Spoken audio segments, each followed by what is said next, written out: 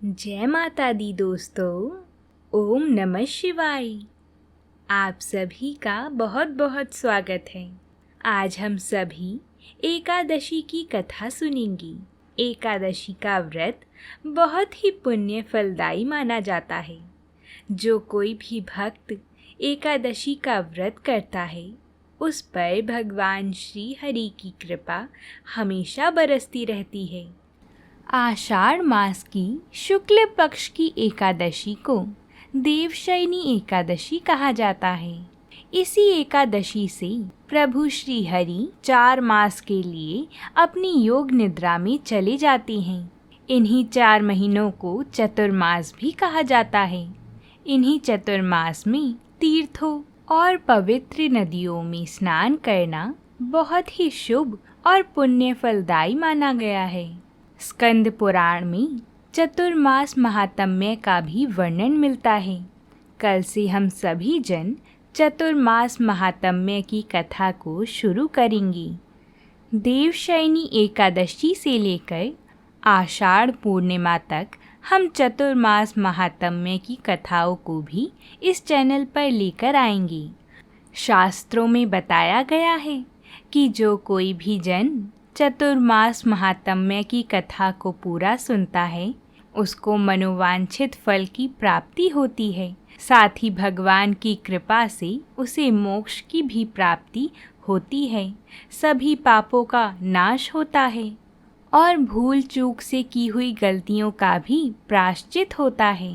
आप सभी भक्तजन चतुर्मास का महात्म्य कल से अवश्य ही सुनिएगा। आज हम सुनते हैं देवशयनी एकादशी की व्रत कथा। बोलिए भगवान श्री हरि की जय हो। एक बार युधिष्ठिर महाराज ने भगवान कृष्ण से पूछा, हे केशव, आषाढ़ मास के शुक्ल पक्ष में आने वाली एकादशी का क्या नाम है?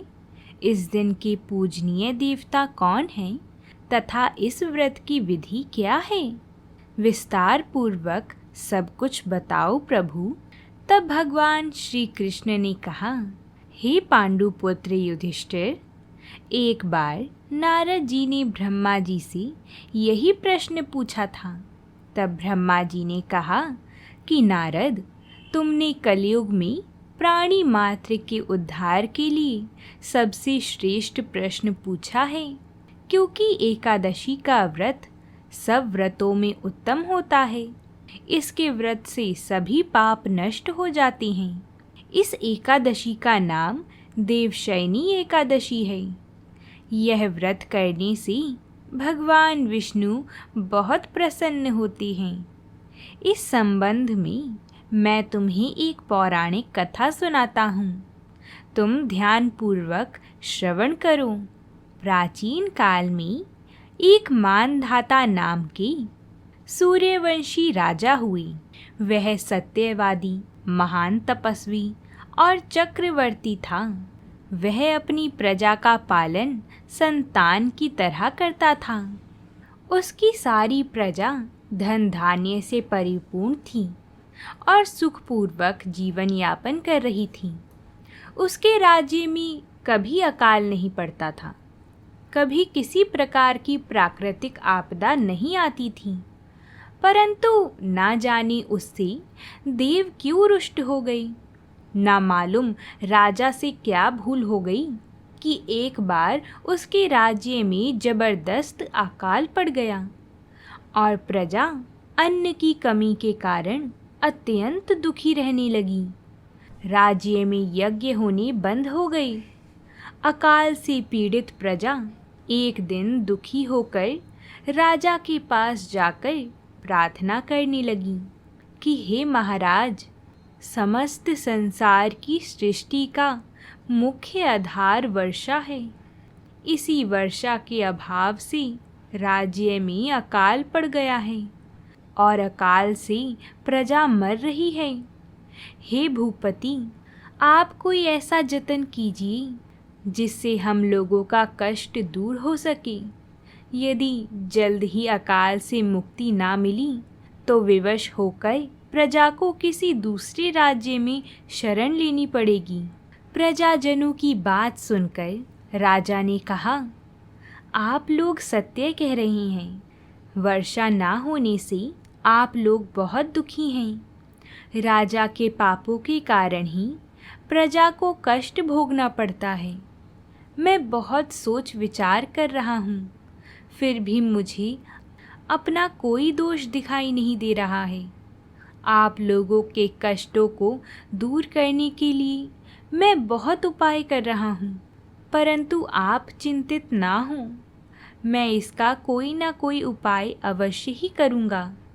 राजा के वचनों को सुनकर प्रजाजन चली गई। राजा मानधाता भगवान की पूजा कर कुछ विशेष व्यक्तियों को साथ लेकर वन की ओर चल दिए। वहाँ एक ऋषि मुनियों के आश्रम में घूमते घूमते अंत में वह ब्रह्मा जी के मानस पुत्र अंगिरा ऋषि के आश्रम में पहुँच गई। रथ से उतरकर राजा आश्रम में चला गया। वहाँ ऋषि अभी नित्य कर्म से निवृत्त ही हुए थे कि राजा ने उनके सम्मुख पहुंचकर उन्हें प्रणाम किया। ऋषि ने राजा को आशीर्वाद दिया, फिर पूछा, हे राजन, आप इस स्थान पर किस प्रयोजन से पधारे हैं, सो हमें कहिए। राजा ने कहा, हे महर्षि, मेरे राज्य में 3 वर्षों से वर्षा नहीं हो रही है। इससे मेरे राज्य में अकाल पड़ गया है और प्रजा बहुत कष्ट भोग रही है। राजा के पापों के प्रभाव से ही प्रजा को कष्ट मिलता है, ऐसा शास्त्रों में लिखा है। मैं धर्म अनुसार राज्य करता हूँ, फिर यह अकाल कैसे पड़ गया, इसका मुझे अभी तक पता नहीं लग सका। अब मैं आपके पास उसी संदेह की निवृत्ति के लिए आया हूँ। आप कृपया करें और मेरी इस समस्या का निवारण करके मेरी प्रजा के कष्टों को दूर करने के लिए कोई उपाय बतलाइए। सारा हाल सुनने के बाद ऋषि ने कहा, हे भूपति, इस सतयुग में धर्म के चारों चरण सम्मिलित हैं। यह युग सभी युगों में उत्तम है। इस युग में केवल ब्राह्मणों को ही तप करने और वेद पढ़ने का अधिकार है, किंतु आपके राज्य में एक शूद्र तप कर रहा है। इसी दोष के कारण आपके राज्य में वर्षा नहीं हो रही है। यदि आप प्रजा का कल्याण चाहते हैं तो शीघ्र ही उस शूद्र का वध करवा दें। जब तक आप यह कार्य नहीं कर लेते, तब तक आपका राज्य अकाल की पीड़ा से कभी मुक्त नहीं हो सकता।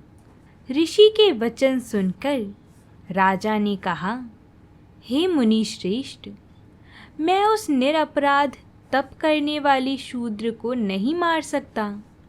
किसी निर्दोष मनुष्य की हत्या करना मेरे नियमों के विरुद्ध है और मेरी आत्मा इसे किसी भी स्थिति में स्वीकार नहीं करेगी।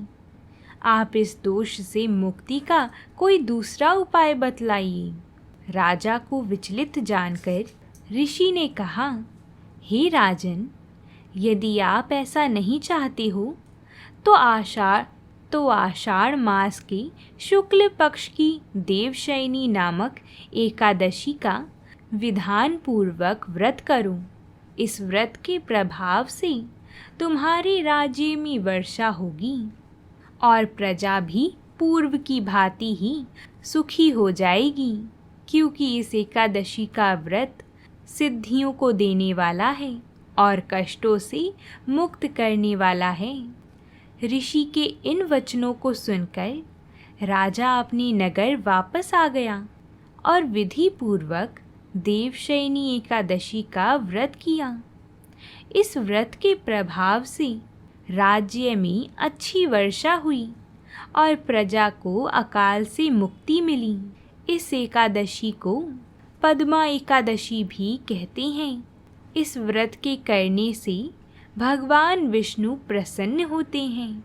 अंततः मोक्ष की इच्छा रखने वाले मनुष्य को इस एकादशी का व्रत करना चाहिए। चतुर्मास व्रत भी इसी एकादशी व्रत से आरंभ किया जाता है। तो बोलिए भगवान श्री हरि की जय हो, भगवान शंकर की जय हो। हम उम्मीद करते हैं कि आप सभी को ये कथा पसंद आई होगी।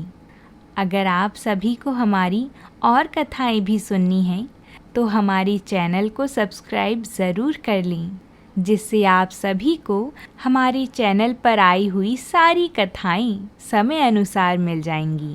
कल से हम चतुर्मास महात्म्य की कथा लेकर आ रही हैं, उन सभी का श्रवण आप ज़रूर करिएगा।